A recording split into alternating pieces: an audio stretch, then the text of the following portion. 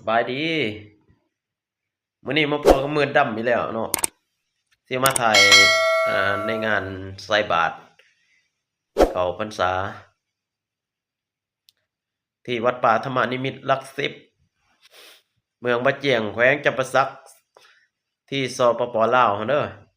ใครเห็นแล้วอย่าลืมกดติดตามให้กำลังใจมือดำ Channel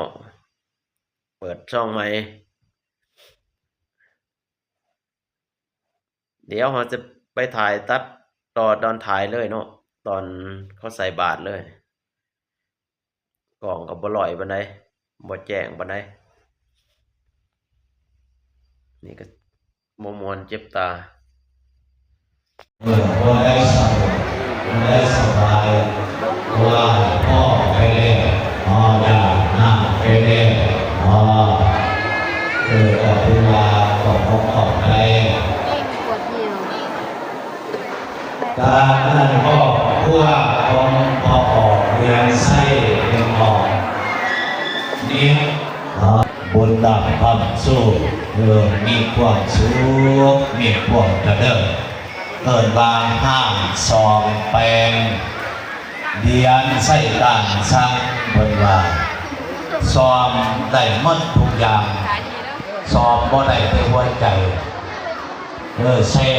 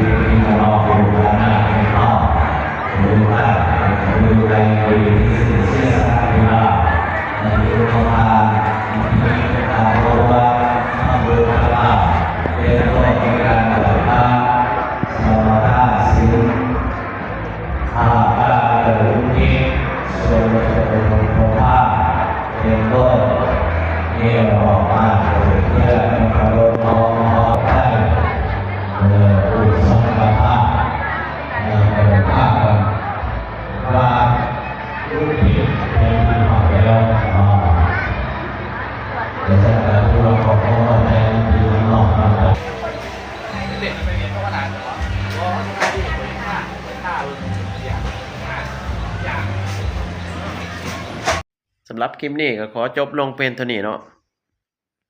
ได้เห็นแล้วอย่าลืมให้กำลังใจมืดดำ Channel ในเด้อพี่น้องขอบใจ